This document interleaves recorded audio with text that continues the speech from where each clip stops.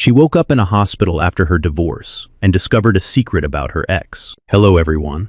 Before we begin today's story, I have a small favor to ask. Please hit subscribe and turn on the notification bell so you never miss our channel's new videos. It is quick, it is free, and it is the best way to support us in bringing you more dramatic and emotional stories. Your support truly means the world to us. Where are you watching from today? Drop your city or country in the comments below. Thank you very much. Now, let us return to our main character. When she opened her eyes, the first thing she noticed was the light. Not warm sunlight, not the familiar glow of morning through a bedroom window, but a harsh white light above her head, humming softly. The air smelled clean, too clean, like disinfectant and something metallic. For a moment, she thought she was still dreaming. Then she tried to move. A sharp ache spread through her body, and a quiet beeping sound answered her movement. Slow, steady, unforgiving. Her throat felt dry as sandpaper. Her head throbbed. And suddenly, memory came rushing back. The conference room, the long table, the stack of papers waiting between her and the man who used to be her husband. The divorce papers. She remembered the pen shaking in her hand. She remembered the lawyer explaining things she could barely hear. She remembered signing her name, one final time. And then the room had started to spin. Now, she was here. A hospital bed, thin blankets pulled up to her chest, a heart monitor beside her, measuring something she no longer trusted herself to control. She turned her head slowly. No familiar face, no concerned voice calling her name. Just the quiet rhythm of machines and the distant footsteps of nurses moving down the hallway. So this was how it felt, she thought. Not dramatic, not loud, just empty. A nurse entered a moment later, her expression calm but alert. She smiled gently, the kind of smile meant to steady people who had lost their footing. "You are awake," she said. "That is good." The words felt strange. Awake, as if she had been asleep for more than just a few minutes. The nurse explained that she had collapsed, that stress and exhaustion had pushed her body past its limit, that someone from the legal office had called for help immediately. "You are safe now," the nurse added. Safe. The word echoed, hollow. Because nothing else in her life felt safe anymore. Her marriage was over. Her future felt uncertain. And the man she had once trusted with everything was now a stranger she had signed away. The nurse checked her vitals, adjusted a drip, and asked a few routine questions. Then, before leaving, she paused. "There are a few test results the doctor will want to discuss with you," she said. "Nothing to panic about, just rest for now." After the door closed, silence returned. She stared at the ceiling again, listening to her own heartbeat echo through the machine beside her. She had come here thinking the divorce was the end of her story. She had no idea that this hospital room was about to change everything she thought she knew about her past, and about the man she had just divorced. The minutes passed slowly after the nurse left. The steady beeping beside her bed became the only proof that time was still moving forward. Each sound landed in her chest like a reminder that her body had stopped when her life felt like it already had. She closed her eyes, not to sleep, but to breathe. The divorce papers replayed in her mind again and again. The careful wording, the polite distance, the way her ex-husband never once raised his voice. That had hurt more than anger ever could. It felt final, clean, surgical. She had walked into that room believing she was prepared. She had been wrong. A doctor entered quietly, flipping through a chart as he approached her bed. He introduced himself in a calm, professional tone and asked how she was feeling. She told him the truth. She felt tired, empty, like her body had betrayed her before she was ready to let go. He nodded, as if he had heard that exact sentence many times before. "Severe emotional stress can push the body to shut down," he explained, "especially when someone has been carrying too much for too long." She stared at the ceiling while he spoke, letting his words wash over her without resistance. He mentioned dehydration, exhaustion, low blood pressure. Then he paused. "There were a few things in your blood work that we needed to double-check," he said carefully. "It is routine in situations like this." Routine. That word again. She turned her head slightly, searching his face for something she could not yet name. Concern, maybe, or caution. He told her they would run a few additional tests, that she would need to stay overnight for observation, that it was nothing to panic about. After he left, the room felt smaller, Her thoughts drifted to the man she had just divorced, to the way he had sat across from her, hands folded, eyes guarded, to the silence that had grown between them long before lawyers ever entered the picture. She had thought distance would protect them both. Now she was not so sure.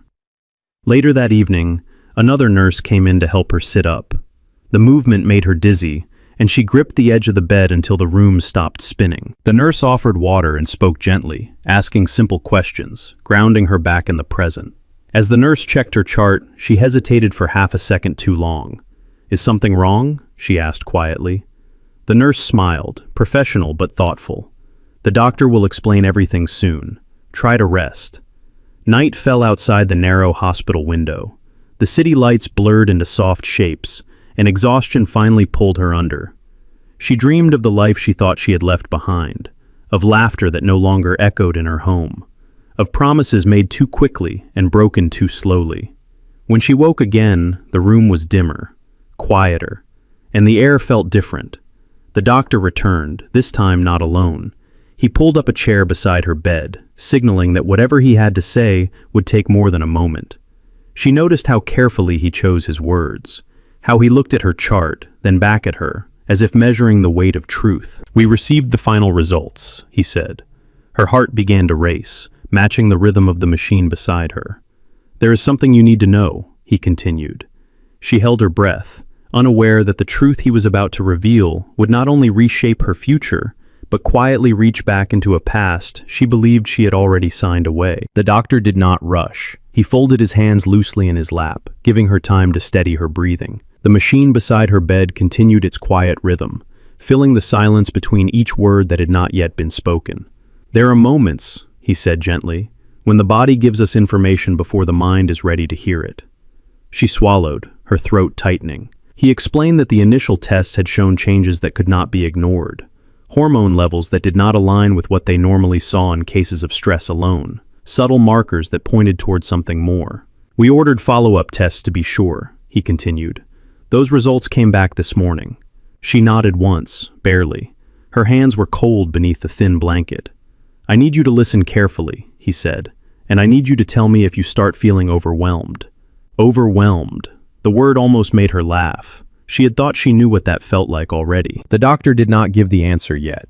Instead, he explained the process, why certain tests were run, why her collapse had raised concerns beyond emotional strain, why the nurses had been watching her vitals more closely than she realized.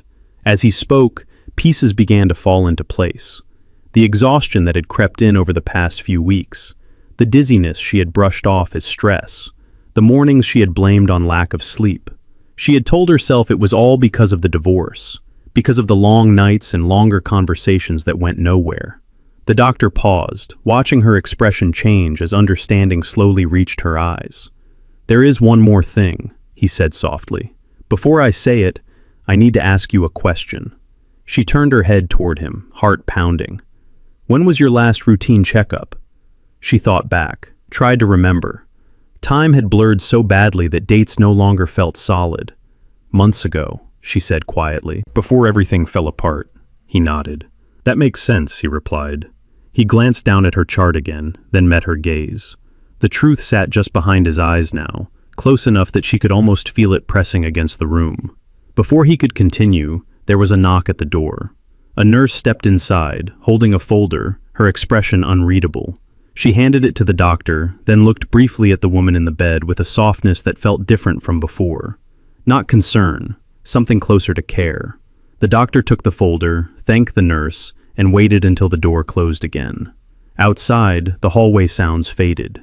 Inside, everything felt suspended. "There is no immediate danger," he said first, as if anchoring her to something solid. "Your condition is stable, but it explains why your body reacted the way it did." Her fingers curled into the blanket. "Doctor," she whispered, her voice barely there. "Please." He took a slow breath. "The results confirm what we suspected," he said, "and it is important that you understand this fully because it will affect every decision moving forward." Her pulse raced. She was suddenly aware of how quiet the room had become, how even the machine beside her seemed to hold its breath. The doctor leaned forward slightly. "You are not just recovering from emotional trauma," he said. There is another life involved now." The words landed gently, but their weight was undeniable. Her mind struggled to catch up. Another life. Involved. Now. He did not say anything else. Not yet. He waited. And in that pause, everything she thought she had ended began to reach back toward her. Quietly, patiently, demanding to be seen. The words did not register right away. Another life. They hovered in the air between them, quiet and heavy, as if the room itself needed time to understand what they meant. She stared at the doctor, waiting for him to correct himself, waiting for him to say he had misspoken, that there had been a mistake. But he did not. "You are pregnant," he said, calmly, clearly. "The tests confirm it." Her breath caught in her chest. Pregnant. The word felt unreal, like it belonged to someone else's story. Someone who was not lying in a hospital bed wearing a thin gown, fresh from signing divorce papers only hours ago. She shook her head slowly. "That is not possible," she whispered. "There has to be an error." The doctor did not interrupt. He allowed the denial to surface, the way it always did. "The blood work and follow-up tests are consistent," he replied. "There is no doubt." Her hands began to tremble beneath the blanket. Pregnant meant time. It meant a beginning, and yet everything in her life had just ended. She tried to speak, but no sound came out at first. When she finally found her voice, it broke. "How far along?" she asked. "Early," he answered, "but far enough that the hormone levels are clear." Early. Her mind raced backward without permission, counting days, counting weeks, counting moments she had tried to forget. There was only one possible answer: her ex-husband. The doctor watched understanding dawn across her face. He did not ask questions she already knew the answers to. "I assume the father is your former husband," he said gently. She nodded once, tears finally gathering in her eyes. The room felt smaller again, like it was closing in around her. "I did not know," she said quietly. "I swear I did not know." "I believe you," the doctor replied. "Many women do not realize it this early, especially under severe emotional stress." The machine beside her picked up speed as her heart began to race.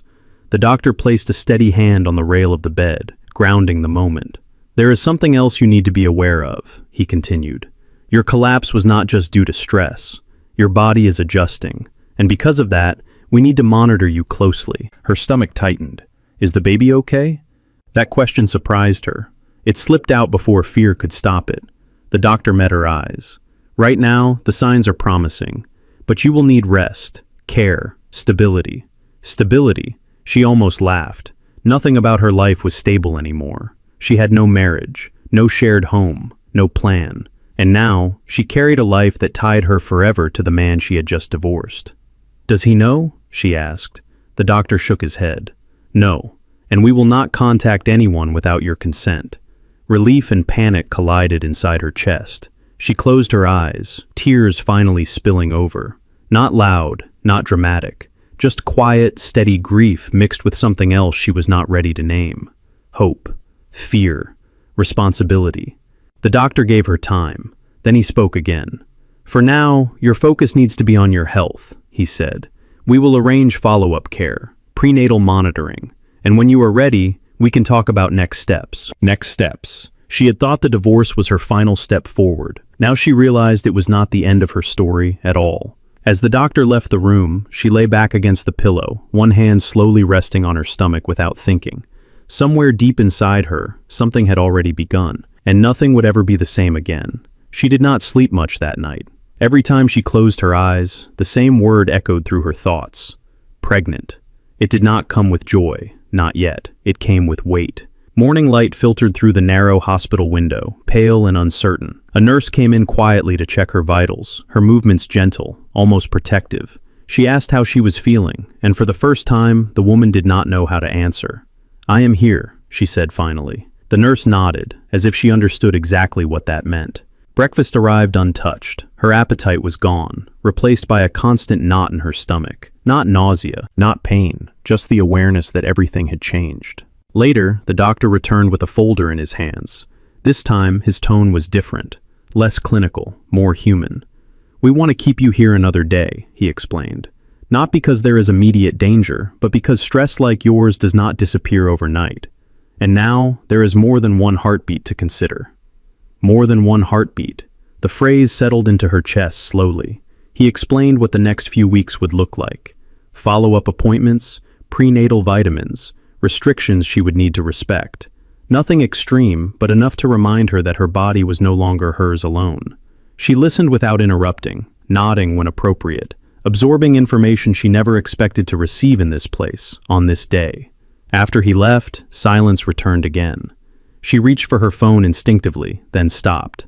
Her ex-husband's name sat near the top of her contacts, unchanged, familiar, danger. Her thumb hovered over the screen. She imagined his reaction, the disbelief, the confusion, the questions she was not ready to answer. She imagined his voice, steady and distant, asking how this was possible when they had already ended everything. She set the phone down. Not yet. She needed time to breathe, time to understand what this meant without his presence filling the room. A social worker visited that afternoon, offering resources, support, options.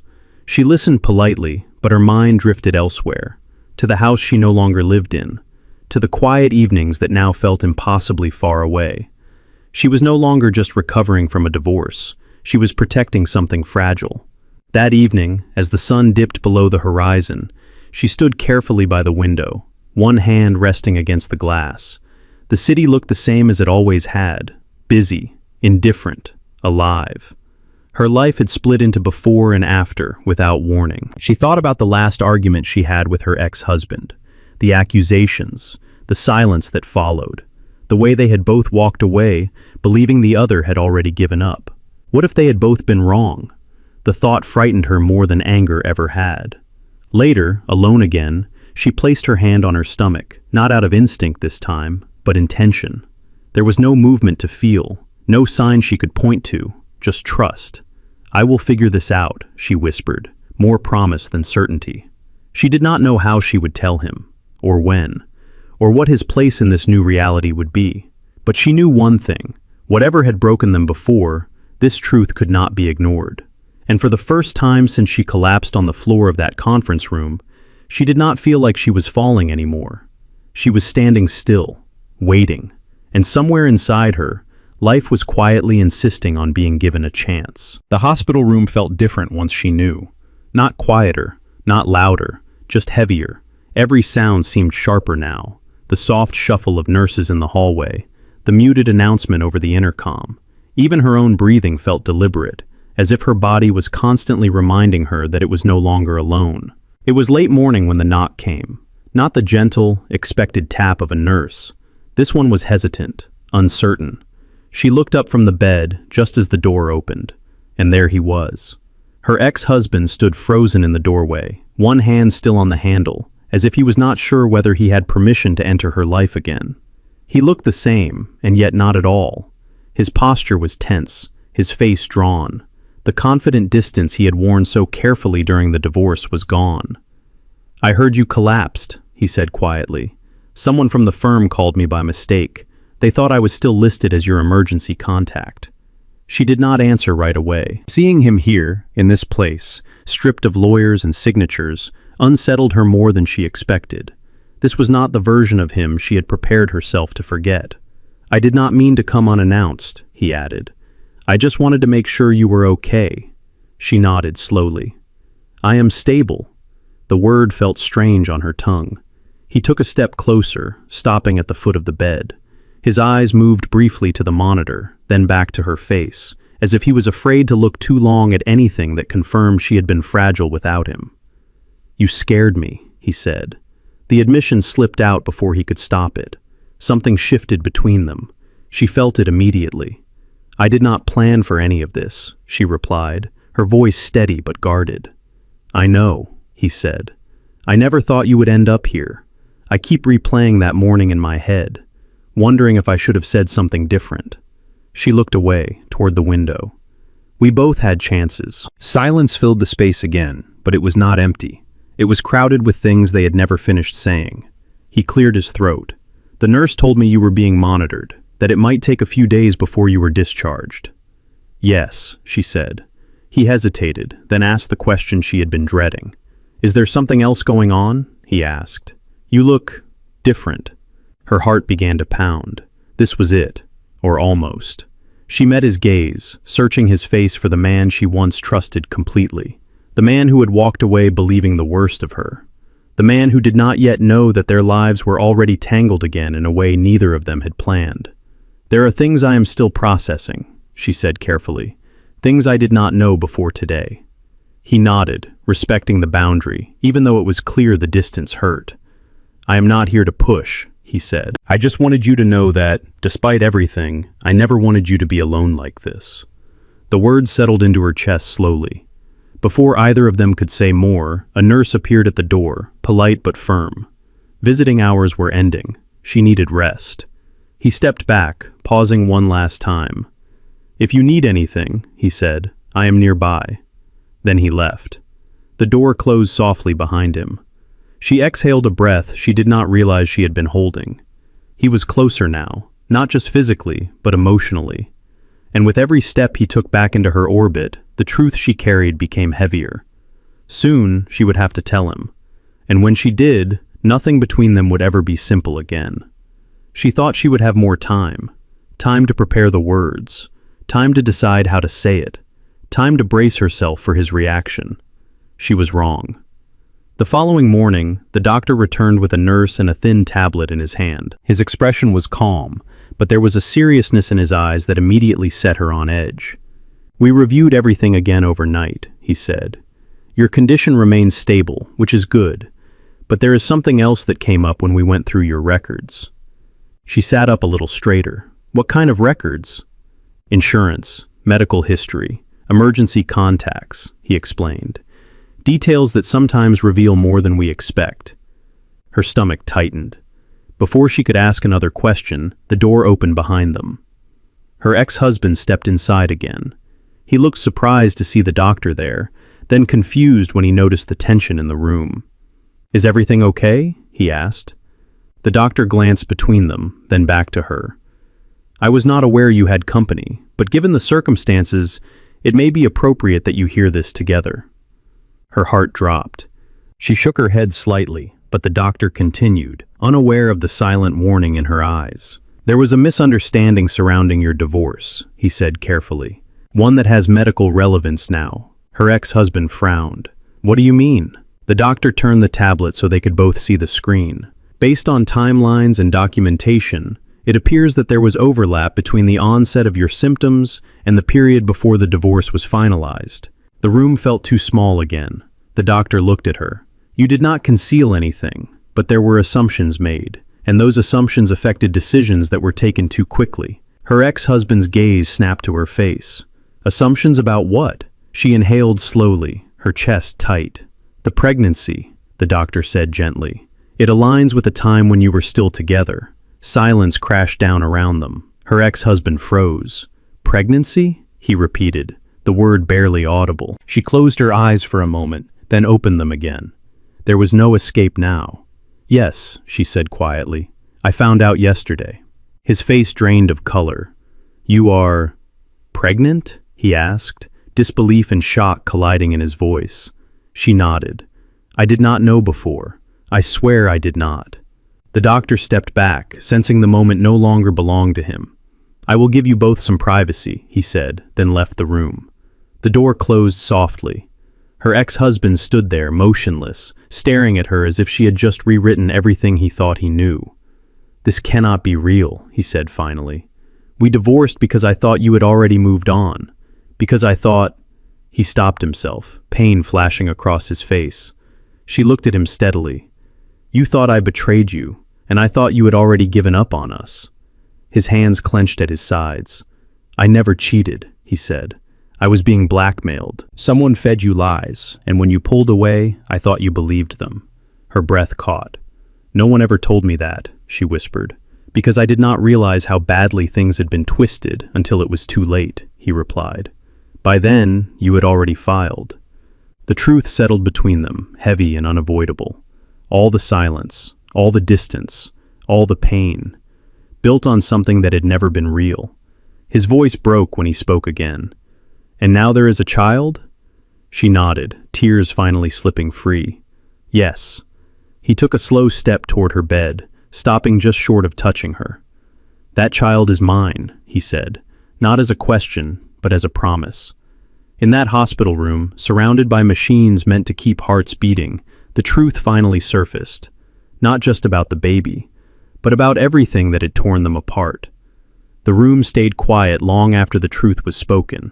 Not the empty silence they had lived with for months, but something heavier, something honest. Her ex-husband pulled a chair closer to the bed and sat down slowly, as if sudden movement might shatter what little balance they had just found. His eyes never left her face. "I should have fought harder," he said. "Not in court, with you." She listened without interrupting. For the first time, she did not feel the need to defend herself. "I let pride speak when I should have listened," he continued. "When the rumors started, I convinced myself that walking away would hurt less than staying and being wrong." She let out a shaky breath. "I thought your silence was your answer." He shook his head. It was fear. The words settled between them, stripping away everything else. A nurse entered quietly to check her vitals, offering a small smile when she noticed him sitting there. She adjusted the monitor, then gently placed a sensor on her stomach. "You might hear something new today," the nurse said softly, "if you are ready." Her heart skipped. The nurse dimmed the lights slightly and turned on a small screen beside the bed. The room filled with a low, rhythmic sound. At first it was faint, then it grew stronger, a heartbeat. Her breath caught in her chest as tears blurred her vision. Her ex-husband froze, then leaned forward instinctively, his hand hovering just above the bed rail. "Is that?" "Yes," the nurse said gently. "That is your baby." The word "your" landed differently this time. She looked at him, and for the first time since he walked into the room, she saw something break open in his expression. Not guilt, not regret, wonder. He swallowed hard. "I had no idea," he whispered. "All this time I thought I had already lost everything." She reached out without thinking, her fingers brushing his. He did not pull away. "I was afraid to tell you," she admitted. "Afraid you would think this was another lie." He shook his head. "No, not anymore." The nurse finished her check and quietly left them alone. They sat there together, listening to the steady rhythm that connected them both. A reminder that something had survived, even when they had not. "I do not expect forgiveness overnight," he said after a moment. "And I am not asking you to forget what happened." She nodded. "I am not ready for easy answers. I am ready for responsibility," he replied. "For showing up, for protecting you and our child, no matter what you decide about us." The sincerity in his voice made her chest ache. For the first time since the divorce, she did not feel like she was carrying everything alone. Outside the hospital window, the afternoon light softened. Inside, something fragile but real began to take shape. Healing did not arrive all at once, but it had begun. She was discharged 2 days later. The doctor insisted on rest, follow-up appointments, and a slower pace than the one she had been forcing herself to keep for months. As she signed the release papers, she realized how different this moment felt from the last set of documents she had signed. Those had ended something. These were protecting something. Her ex-husband waited quietly near the exit, holding her coat. He did not assume anything. He did not rush her. When she reached him, he gently draped it over her shoulders, careful, attentive in a way that felt new and familiar at the same time. They did not go back to the house they once shared. Instead, he drove her to a small apartment he had prepared nearby. Nothing extravagant, just a space where she could rest without pressure or memories closing in from every corner. The days that followed were quiet. He came by with groceries, drove her to appointments, sat beside her during checkups without taking control, without demanding answers. When she felt overwhelmed, he listened. When she needed space, he respected it. Healing moved slowly. There were moments when the past still hurt, when words spoken months ago resurfaced without warning, when fear crept in late at night, whispering doubts neither of them could silence completely. But there were moments of light too. The first time she felt steady enough to cook again. The first morning she woke without dread in her chest. The way he spoke to her stomach softly when he thought she was asleep. One afternoon, during a routine appointment, the doctor smiled as he reviewed the results. "Everything looks good," he said. "You are both doing well." Both. The words still felt strange, but it no longer scared her. Later that evening, they sat together on the balcony as the city lights came alive below. The air was cool, calm, honest. "I am not asking you to go back to what we were," he said quietly. "That version of us was broken." She nodded. "I do not want to go backward. I want to build something new," he continued, "with truth, with patience, with our child at the center of every decision." She looked at him for a long moment. This time, there were no accusations, no misunderstandings, no silence standing between them, just choice. "I am willing to try," she said, slowly. Relief washed over his face, but he did not celebrate. He simply reached for her hand and held it. Months later, she stood in a hospital room once again. But this time, the light was warm. This time, the sound filling the room was not a monitor, but a cry. Small, strong, alive. She held her baby close, tears streaming freely now, unburdened by fear. Her ex-husband stood beside her, his hand steady on her back, his eyes filled with something he had nearly lost. Their family had not begun the way they planned, but it had begun with truth. And sometimes, she realized, that made all the difference.